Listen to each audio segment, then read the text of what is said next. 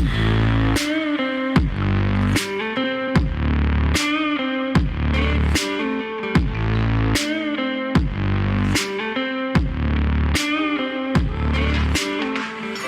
back to, and thanks so much for joining us today here on America's Retirement Headquarters, home of the Retirement Guys Formula and America's Medicare Associates with Nolan Baker and Dave Ross. 419-794-3030 is the phone number.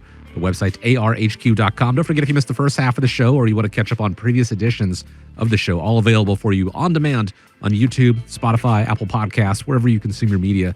Just search for America's Retirement Headquarters. All the previous episodes and editions of the show are there for you to digest whenever you are ready. Now, a story on Morningstar's website looked at two financial media stars and their advice about retirement withdrawals. Dave Ramsey recently drew attention after saying it is okay to take out 8% a year, assuming an annual return of 12%. On the other hand, Susie Orman advocates a 3% withdrawal, no more than 4%. It sounds like two different extremes there. One, very conservative, and one a little bit more aggressive. I have to wonder, what do you guys think, and what do you tell clients a safe withdrawal rate is?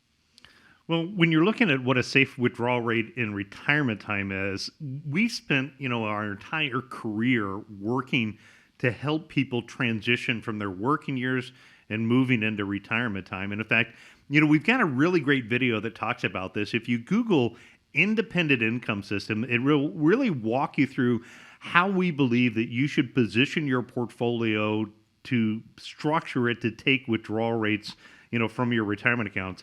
When you look at it, and if Dave Ramsey was quoted saying that to take 8% out on a portfolio that does 12%, long term, equities obviously have the potential to do double-digit returns. I mean, we saw in 2023 how well equities did.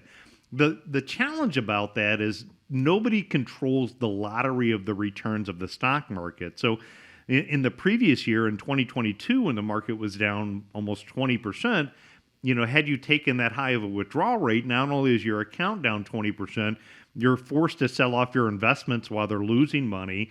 You're locking in losses. You're taking a high withdrawal rate, and all of a sudden you're in an up-down situation pretty fast, let alone like somebody who retired in the year 2007, right before we had the crash of 2008, having an all-equity type portfolio in retirement time creates that sequence of return risk.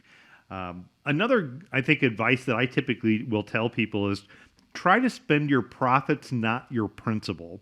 That's a good strategy there. But when you're looking at what a safe withdrawal rate in retirement time, to me, I would say you'd want to look at how much of the income is reliable.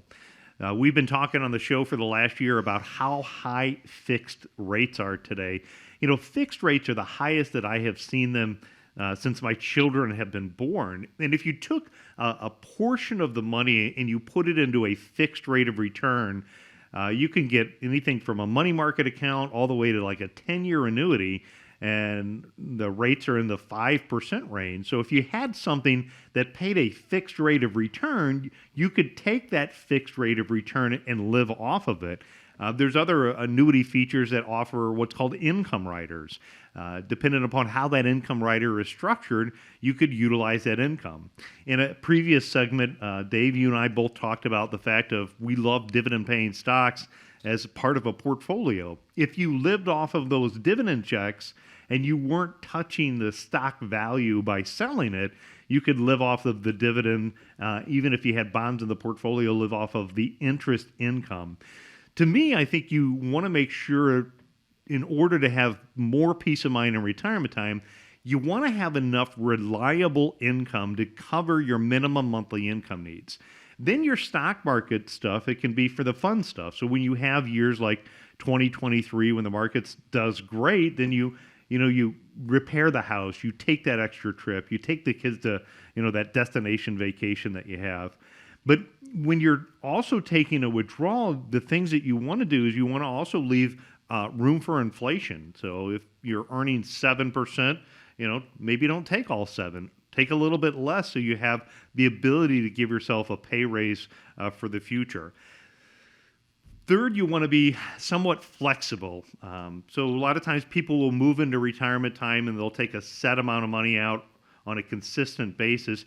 Maybe you want to consider being a little bit more flexible based upon what the market conditions are. Again, in those times that the markets are bad, or maybe not the years where you excess spend in those years. But then stress test your plan number 4 to eliminate any type of risk that are out there. So as I mentioned, sequence of return risk, where the weaknesses are in the portfolio, and figuring that out can help you determine kind of what a safe withdrawal rate is. But Susie Orman talked about 3%. Dave talked about 8%. I'm probably somewhere in the middle. What would you say, Dave?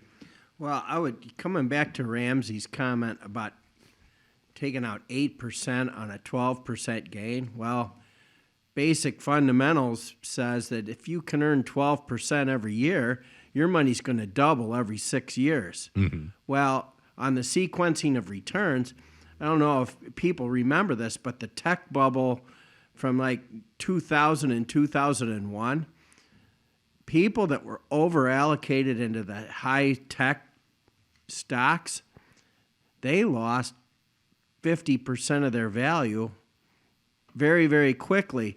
And just think, what would the impact of that be if you were recently retired and you were drawing on that money? You could create a scenario where the losses that you've experienced can't be recovered. So you got to exercise a lot of discretion in terms of how you approach the risk.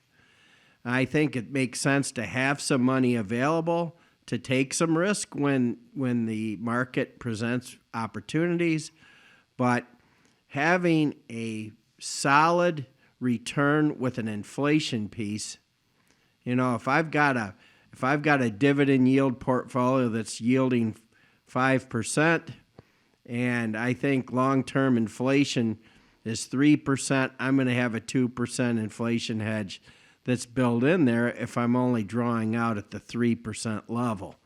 So Nolan's right. You got to take a look at what your needs are and how your portfolio is structured to satisfy the needs first. So what is the right number? Well, it honestly, it depends. I know that's kind of an ambivalent answer. Sometimes it's going to be more, sometimes it's going to be less. Finding the right number for you starts with calling this number, 419-794-3030. Start developing that plan with America's Retirement Headquarters, knowing that the market is going to fluctuate. There are going to be up years and down years. And as the guys pointed out, maybe there are times where, in less favorable market conditions, you take a little bit less out, you spend a little bit less as far as the leisure activities go. And then on the better years, that is when you really do the other projects. But consistency is key. Having some income that no matter what happens with the markets, you've got coming in, taking care of your expenditures. It's all part of that perfectly crafted plan, that properly crafted plan. And the team at America's Retirement Headquarters can help. Again, 419-794-3030 or the website arhq.com.